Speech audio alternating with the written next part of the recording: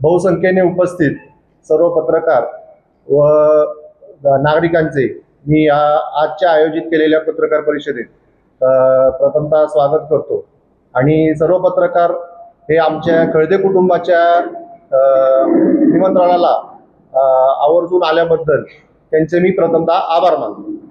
तर आजच्या पत्रकार परिषदेचा विषय हा आहे की काही दिवसापूर्वी आमच्या खळदे कुटुंबातील सदस्यांवर एक आरोप झाला की आम्ही सोसायटीत मंत्रा सोसायटीमध्ये आम्ही क्लब हाऊसमध्ये मीटिंग चालू असताना काही जणांवर आम्ही मारहाण केली। या बाबतीतचा खुलासा करण्यासाठी आम्ही सर्वजण इथे उपस्थित आहोत। तर प्रथमतः मी खळदे कुटुंबातील सदस्य म्हणून आमच्यावर केलेल्या सर्व आरोपांचे खंडन करतो। आम्हाला हे कोणतेही आरोप मान्य नाहीत। हे सर्व आरोप बिनबुडाचे आणि कोणताही पाठपुरावा नसलेले आहेत। माझा व माझ्या कुटुंबाचा सर्व पोलीस यंत्रणेवर व पत्रकारांवर विश्वास आहे, यात काही दुमत नाही। आम्हाला आमची तक्रार ज्यांच्या विरुद्ध आहे त्या श्रीमती रेखा वाघ आणि सिद्धी वाघ, हेमंत सपकाळ आणि त्या बिल्डिंगचे चेअरमन हे शांताराम कोकाटे यांच्या विरुद्ध आम्ही आमचे अर्ज केलेले आहेत। तर सदर ही महिला व त्यांची मुलगी ह्या A1 बिल्डिंग मध्ये मागील 13 महिन्यापासून वास्तव्यास आहेत। खरं तर सोसायटी सुरू होऊन हे 5 ते 6 वर्ष झालेले आहेत। म्हणजे 2021 मध्ये मंत्रा सिटी काकासाहेब खळदे नगर ह्याची सुरुवात झालेली, पण आता ह्या महिला मागील 13 महिन्यापासून आल्या आणि ह्यांनी काही ना काही कारणावरून आमच्या खळदे कुटुंबांना किंवा आमच्या पैकी आमचे भाऊ आहेत त्यांना त्रास द्यायला सुरुवात केली। छोट्या छोट्या गोष्टींवरून सोसायटीत वाद करणं, सोसायटीत लहान मुलांना त्रास देणं, ह्या अशा सगळ्या गोष्टी चालू केल्या। तर सदर महिलेवर पोलीस स्टेशनमध्ये 15 NC आहेत त्यांच्या विरुद्ध एक त्यांच्यावर गुन्हाही देखील दाखल आहे। त्याची सर्वांना मी प्रत दिलेली आहे। परत त्यांचा कर्जत पोलीस स्टेशन इथे पण त्यांच्यावर काही गुन्हा आहे, याची पण चौकशी पोलीस करत आहेत आणि तुम्ही पण पत्रकारांनी सर्व माहिती व्यवस्थित पोलिसांकडून घ्यावी ही आमची विनंती आहे। तर पुढे ही महिला मंत्रा सिटी काकासाहेब खळदे नगर येथील रहिवाशांना, आता इथे तुम्ही बघू शकता भरपूर प्रमाणात लोक उपस्थित आहेत सोसायटीमध्ये। तर ही लोक सगळी तर खोटं बोलू शकत नाही की एक महिला जर नुसती आरोप करते, त्याच्या विरुद्ध 5 बिल्डिंग आहेत, त्यांची एकच बिल्डिंग आहे, त्यांच्या विरुद्ध 5 बिल्डिंग आहेत आमच्या, जिथे ह्या आज पत्रकार परिषदेसाठी सगळे उपस्थित आहेत। तर इथे तुम्ही स्वतः पत्रकार सगळे त्यांना प्रश्न विचारू शकता। असं नाहीये की आम्ही काही बनाव केलाय किंवा काय असे आहे, इथली कोणतीच गोष्ट नाही। मंत्रा सिटी काकासाहेब खळदे नगर इथे सदर महिलेचे वर्तणूक ही दादागिरीची, म्हणजे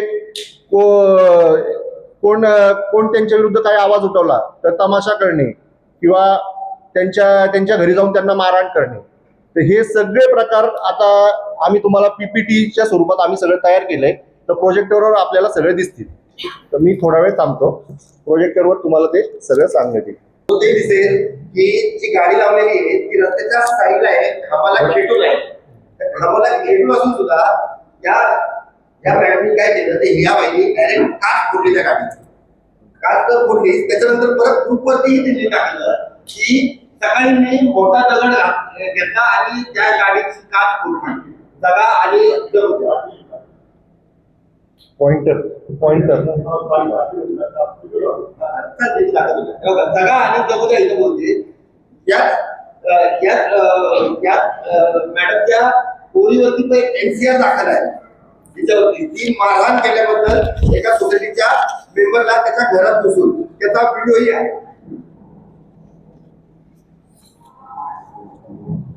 तिथं तुम्हाला दिसेल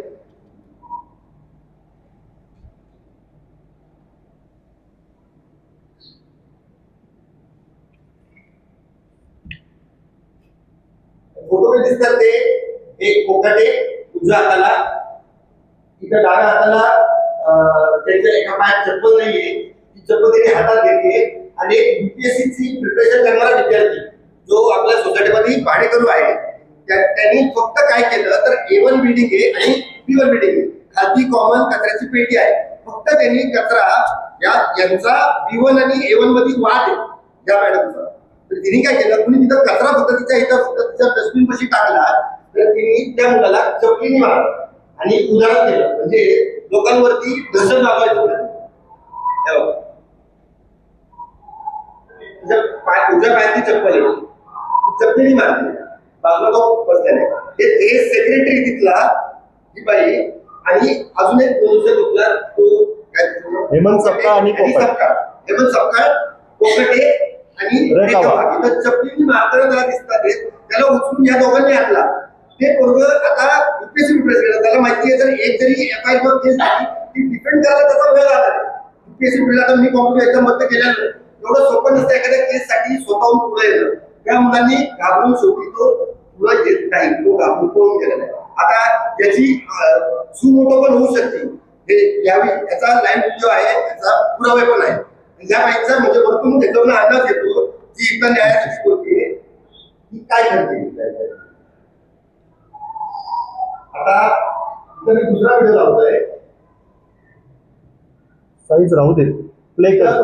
सिद्धी वाघ तुम्हाला उजव्या हाताला दिसेल, जिच्यावरती मगाशी जी NC दाखवली ती NC हिच्यावर नव्हते या भांडणापायी, आणि डाव्या हाताला फ्लॅट मध्ये आत घुसून रेखा वाघ आणि सिद्धी वाघ मारताना तुम्हाला दिसते.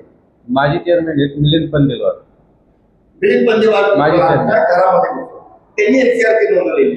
आता हा भांडणाचा जो व्हिडिओ आहे मी हा व्हिडिओ तुम्हाला सर्व पत्रकार बांधवांना शेअर करतो नंतर. पुढचे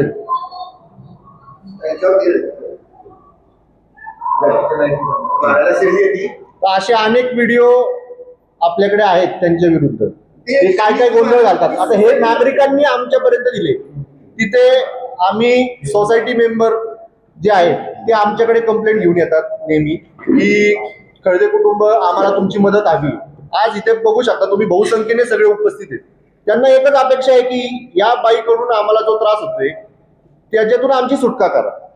तर ह्याच्या विरुद्ध आम्ही वेळोवेळी पोलीस स्टेशनमध्ये तक्रार केली.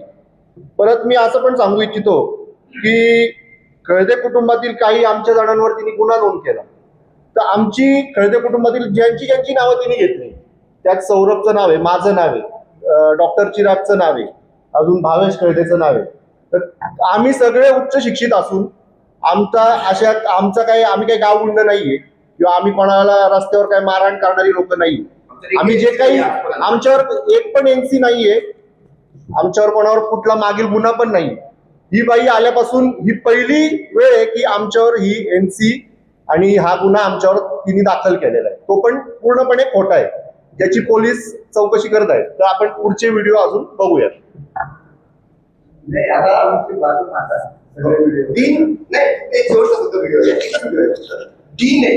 DY पाटीलची डीन ती तिच्या प्रोफेसर बरोबर परीक्षा संपल्यानंतर विद्यार्थ्याच्या घरी जेवायला आली. तो काश्मीरी प्रोफेसर आहे आणि ही मॅडम डीन आहे.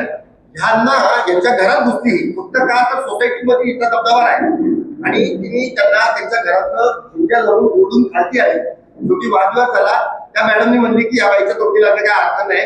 तिथं दारासमोर त्याच्यावरती त्या बाईने डायरेक्ट हमला केला. झुंज्या पकडायला पाहिजे हा व्हिडिओ. आता हा व्हिडिओ रस्त्यावर केला तिने मुद्दा, आतमध्ये कॅमेरे असल्यामुळे. ला फिटनेस जिम समोर DY पाटीलच्या ज्या डीन आहे त्यांच्यावर हल्ला केला तिथे. संजनी मॅम म्हणून त्या मॅडम आहेत, त्या म्हणलेल्या की मी NC करून हे सगळे करते. पण नंतर त्यांना या सोसायटीच्याच लोकांनी सांगितलं की बाई अग्रेसिव्ह आहे, ती विनाकारण खोट्या FIR होती येत होती. तेव्हा ती म्हणते की ठीक आहे तुमची पत्रकार परिषद झाल्या ती पण तिकडे. आता त्या आलेल्या पण त्यांना ह्याच्यावर कॅमेरा यायचा नाही, ते सरळ सरळ बोलतात. याची सारीचा सुटू करता येईल. आता कालच्या पत्रकार परिषदेत त्यांनी काय सांगितलं की श्री आमदार सुनीलभाई शेळके यांच्याशी त्यांचं बोलणं आलेलं झालं. सुनीलभाई शेळके सगळं की आजपर्यंत कधी भेटलेली नाही, त्यांच्याशी बोलणंही नाही झालं आणि ती त्यांच्या समोर आमची बाजू मांडते, स्वतःची बाजू मांडते आमच्या विरोधामध्ये. तर तुम्ही पाहता की तिच्या विरोधात सुनील साहेबांच्या विरोधात तिने हे केलेली. एनसी केलेली आहे. एनसीची नोंद आहे. हे झालेलं आहे 12 फेब्रुवारी 2025 ला. टीव्ही समोर काहीतरी बोलायचं आहे पत्रकार परिषदेमध्ये अशी दिशाभूल करतात. हा इथं टर्म वरती तुम्ही बघा, आमची इथं प्रायव्हेट प्रॉपर्टी पण आहे बाजूला.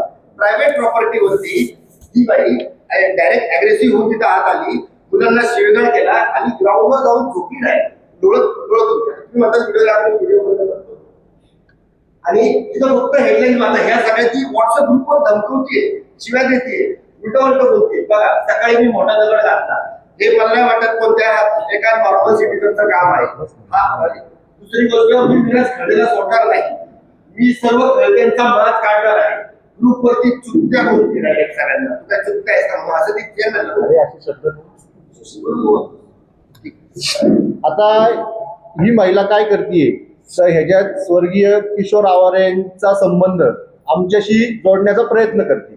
तर त्याच्याबद्दल आमचा असा खुलासा आहे की ही धमकी ज्यांच्या नावाने आम्हाला देते की आम्ही त्यांच्या ह्याच्यात काय आमचा सहभाग आहे, तर आम्ही आज पोलीस यंत्रणेवर आमचा पूर्ण विश्वास आहे आणि गेले 3 वर्ष या प्रकरणाची चौकशी पोलीस करत आहेत, हे सगळ्यांना माहिती आहे. आणि तरी पण मुद्दामून ती आमच्या कुटुंबातील काही सदस्यांचा, ज्यांचा याच्याशी काही संबंध नाही, अशा लोकांची ती नावं घेते, त्या प्रकरणाशी जोडण्याचा प्रयत्न करते. आता तिने एक आरोप असा पण केला होता की क्लब हाऊस मध्ये जी मीटिंग झाली त्यात संकेत कळदे हे आले आणि तिथं उपस्थित होते आणि त्यांनी पिस्तुलाचा धाक दाखवून आमच्यावर दादागिरी केली. तर ह्याचं स्पष्टीकरण असं आहे की संकेत कळदे हे त्यावेळेस आमराई हॉटेलमध्ये काही कामानिमित्त आले होते. तर त्याचा पुरावा देखील आणि सीसीटीव्ही फुटेज हे आपल्याकडे उपलब्ध आहे. आणि परत ती माझ्या जीवाला धोका आहे असे अर्ज पोलीस स्टेशन मध्ये करते आणि अर्जात नावं कोणाची टाकते, तर आमदार सुनील शेळके यांचं आणि आमचे काका चंद्रभान कळदे यांचं ती नाव टाकते. तर ती नावं टाकते, याच्या मागे तिला हे प्रवृत्त कोण करते, ह्याच्या मागे कोण अदृश्य शक्ती आहे की तिला ती साथ देते, याचे आम्हाला उत्तर हवं आहे. याचा तपास पोलीस आणि पत्रकार बंधूंनी करावा अशी आमची सर्वांची मागणी आहे. आणि सोसायटी मीटिंग म्हणजे काय असतात विषय, रस्ते, पाणी, स्वच्छता या मूलभूत गरजांवर विषय असतात. हे विषय भरकटून ती चुकीचे आरोप आमच्या कुटुंबावर आणि तेथील रहिवाशांवर ही करत आहे. तर आम्हाला एवढीच विनंती आहे की आम्हाला तुम्ही सर्वांनी न्याय मिळवून द्यावा, हीच आमची अपेक्षा आहे. तुमचे काही प्रश्न असतील तर तुम्ही विचारू शकता. आणि चेअरमन सोसायटीचे चेअरमन आहेत. नमस्कार. प्रथमतः सर्व पत्रकार बांधवांचे आणि भगिनींचे मी मनापासून आभार मानतो की आपण दखल घेतली, आपण एवढ्या मोठ्या प्रमाणे उपस्थित राहिलेत, तसेच सोसायटीतले सर्व नागरिक उपस्थित राहिलेत, तसेच इव्हन सोसायटीमधील पण 70% नागरिकांना त्या महिलेचा किंवा त्यांचा त्रास आहे, पण ते घरात जाऊन दहशत करतात, मारहाण करतात, भीतीपोटी ते येत नाही किंवा फ्रंटला येत नाही, पण ते प्रत्येक जण कॉल करतात, यांच्या संपर्कात आहे, काही गोष्टी यांना सांगतात.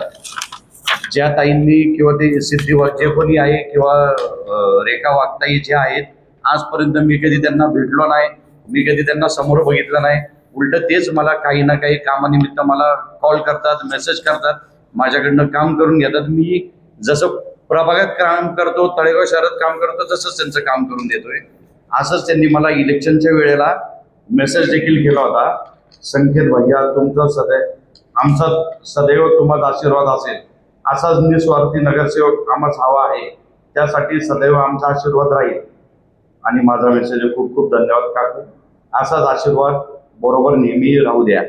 आणि ही महिला माझ्याबरोबर एवढं चांगलं बोलतात किंवा एवढं मला मेसेज करतात, कॉल करतात, मग ह्यांना कोणी प्रवृत्त केलंय माझं खोटं नाव घ्यायला किंवा पिस्टलाचा धाक दाखवायला? मी सीसीटीव्ही फुटेज देखील काढले आहे. मी 5:45 वाजल्यापासून ते 7:30 पावणे 8 वाजेपर्यंत हॉटेल आमरे येथे बसलेलो होतो. मग ह्यांना कोणी सांगितलं प्रवृत्त करायला, माझं खोटं नाव घ्यायला?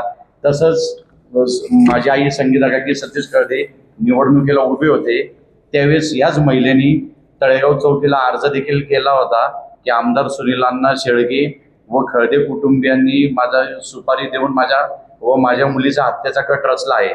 आता आमदार सुनील अण्णा शेळकेंना एवढंच काम आहे का की कुठल्या महिलेचा कट रचायचा आणि हे करायचा? त्यांना माहिती नसेल कोण अशी महिला आहे केव्हा राहती, काही करते, आणि आम्हाला देखील माहिती नाही. मी देखील भेटलो नाही तर सुनील अण्णांचा काय प्रश्न येतो या गोष्टीची किंवा या प्रकरणाची? ह्याचा अर्थ आपण काय लावायचा? त्यांच्या मागे कुठल्या अदृश्य शक्ती आहे? ते का वारंवार आम्हाला त्रास देतात? ते परत तेच महिलांनी आमच्या विरोधकांना तीच कॉपी दिली, चौकीलाची दिलेली, आणि अख्ख्या प्रभागात फिरवायला लावली. त्याचा परिणाम काय झाला? तरी आम्ही बहुमताने विजय झालो. आमची 2 सीट निवडून आली. जर आम्ही दहशत करत असतो, दादागिरी करत असतो, तर जनतेने आम्हाला न्याय नसतं दिला, जनतेने आम्हाला निवडून नसतं दिलं. एवढं सांगायचं त्यांनी.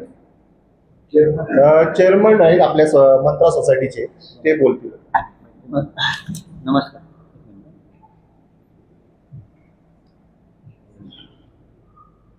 चालू करा, आवाज ते बोला.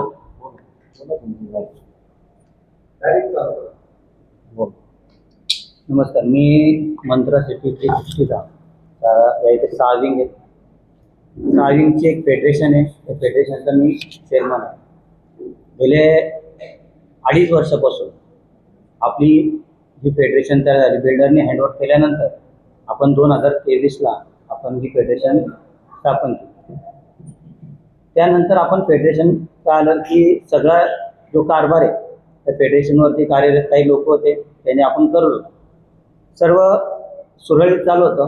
पण काही दिवसापासून काही विंग आहे त्यांच्या आर्थिक अडचणीमुळे सोसायटीचं जे कामकाज आहे जे आहे ते विस्कळीत व्हायला लागलं. त्याबद्दल आपण वारंवार मिटिंग घेतो.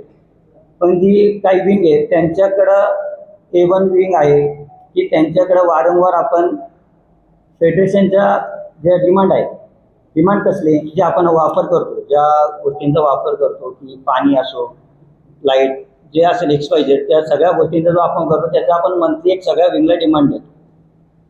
त्याचं डिमांड जर एका विंगनी जरी नाही दिलं तरी काय होतं की पूर्ण सोसायटी विस्कळीत होते. हे वारंवार झालं. म्हणजे हे आत्ता आपण पहिल्यांदा आलो आहे, मीटिंग झाली, पण हे सगळ्या सोसायटीला याचा गेले 1.5-2 वर्षापासून खूप मोठ्या प्रमाणात त्रास काय आहे की काही विंगकडं पेमेंट नाही. आता पेमेंट नाही आहे हा त्या विंगचा इंटरनल प्रश्न असतो. इंटरनल प्रश्न म्हणजे काय की सोसायटीकडून त्यांच्या विंगने तो मेंटेनन्स गोळा करून हा फेडरेशनला द्यावा आणि फेडरेशन त्यानंतरचा.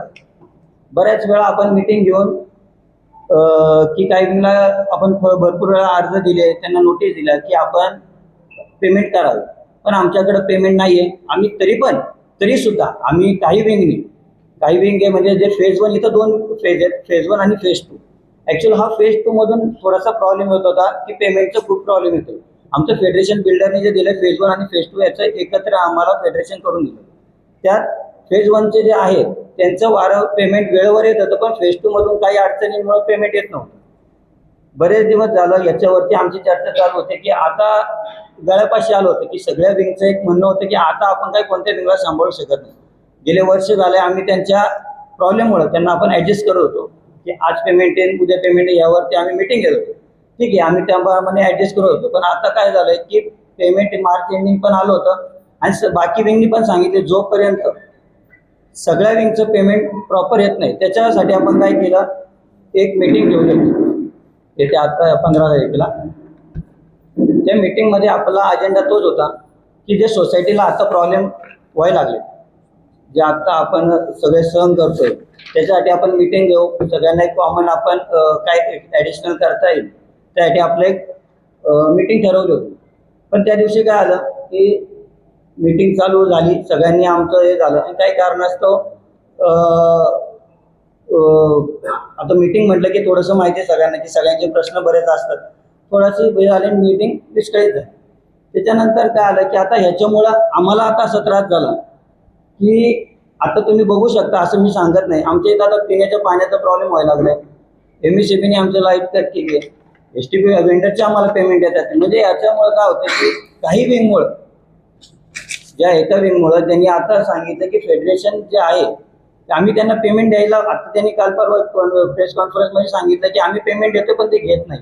पण बऱ्याच वेळा आमच्या सोसायटीचे मीटिंग झालं त्यामध्ये त्यांनी पेमेंट नाही, असं आमच्याकडे पेमेंट नाही, आमच्याकडे मेंटेनन्स गोळा होत नाही, आम्ही पेमेंट देऊ शकत नाही.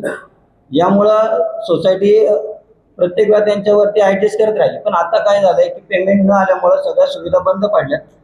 याच्यावरती आता मला असंच म्हणणं आहे की सगळ्यांनी आम्ही एकत्र येऊन आता मीटिंग ठेवली होती, पण त्या मीटिंगमध्ये आता जरा सगळ्याच मॅडमनी त्या थोडंसं वेगळं वातावरण विस्कळीत केलं आणि त्यामुळे मीटिंग सगळी बरखास्त झाली. त्यामुळे आता ठीक आहे, या गोष्टीला आता आम्ही सगळे सोसायटीचे मेंबर इथं आलेले आहेत, सगळ्या विंगचे, त्याच्यासाठी आमची चर्चा चालू आहे की आता हे सगळं कसं करायचं. आणि त्यांनी सांगितलं की यासाठी ऑडिट चाललंय, ऑडिट पण कम्प्लीट आहे. ऑडिट रिपोर्ट आम्ही त्यांना सगळ्यांना सबमिट करणार. फक्त या फायनान्शियल इयरचं जे आता आहे, जे इयर एंडिंग कम्प्लीट झाल्यानंतर आमचं सगळ्यांचं एक मत होतं की आपण गेल्या 2 वर्षाचं जे ऑडिट आहे ते आपण एकत्रच करूया